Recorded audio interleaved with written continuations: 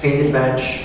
That's another photo where I had to take over and over again, waiting for the right light, but also the right situation.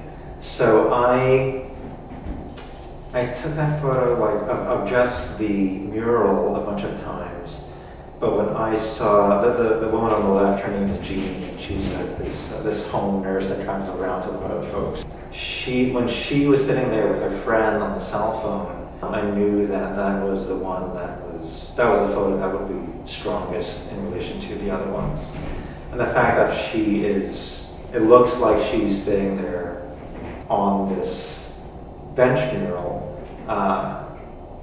is kind of bizarre and sad.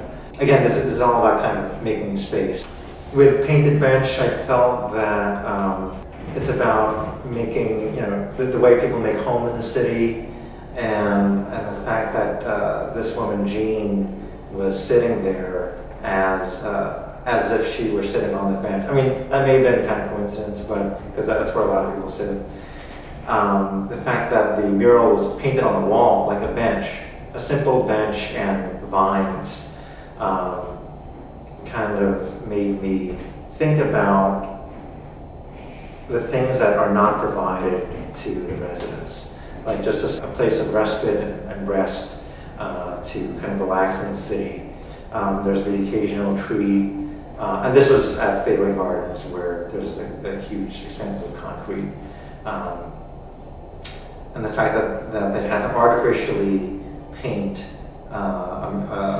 this scene on the wall kind of makes me think about what the city is doing for them and what it isn't doing for them.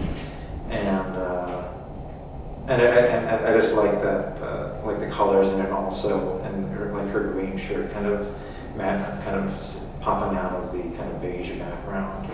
The photo of Kime, I felt really fortunate. It feels like that photo is about color and light. This red strand of hair was matching her kind of magenta hoodie. I kind of wanted to backlight her with the sun and have this kind of angelic light to kind of, give her that. And she's kind of tenderly holding this kind of toy car. The red garage photo, I never got the name of that young girl who kind of jumped in, but that was another kind of formal photo that I wanted to do.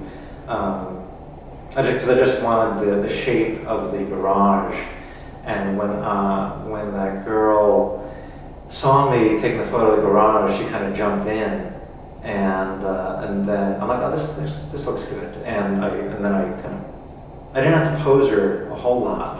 I took a couple of pictures of her, but I think she just had like the perfect look of kind of this little Miss Sass. She's very confident, but everyone kind of knows that she's a little girl, and I love her backpack that's on her. And but to have her look really small against this very institutional garage, and to have all those lines kind of come down on her, that's what kind of I think kind of made it kind of both kind of cold and cute at the same time. Angel, that's he was a really great person to talk to for a while.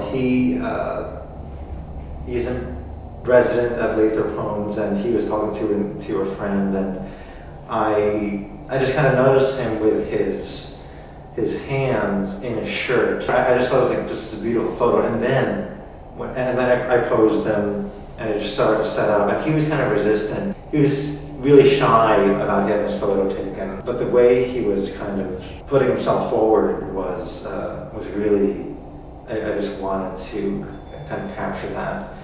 And it took a little convincing, but then he kind of caved. It's almost like dating, where you just kind of wear people down until they say yes.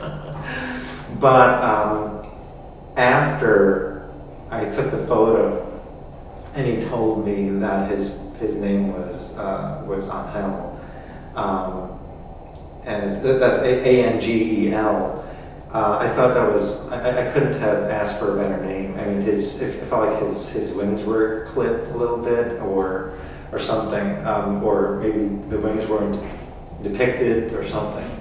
But that kind of white shirt and the white car all kind of fell together in that photo. Crystal with the striped shirt, she was, I found out after I was talking to her that she was like the Boys and Girls Club Youth of the Year.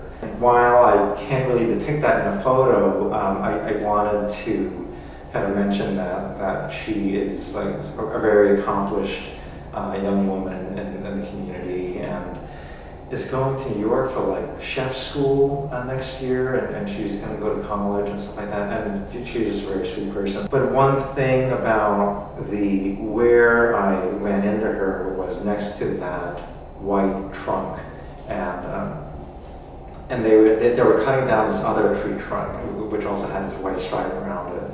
And I understand that the white paint is supposed to keep insects off of the trunk. But it's really particular in a lot of the public housing developments that I've been around, that they have those white trunks. And you know, the folks that are really kind of suspicious about the police in the area, I ask them about, it's like why do you have these white trunks?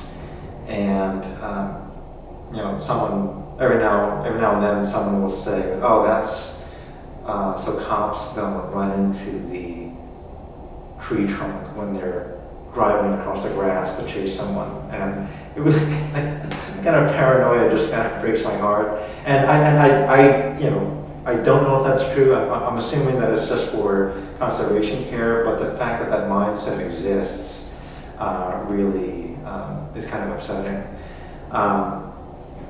But I wanted to set up this kind of this tension between Crystal standing next to that tree and the tree to the right in the picture. And she's gone in that photo, and the tree is kind of cut down in that photo. And it's almost like a before and after kind of situation.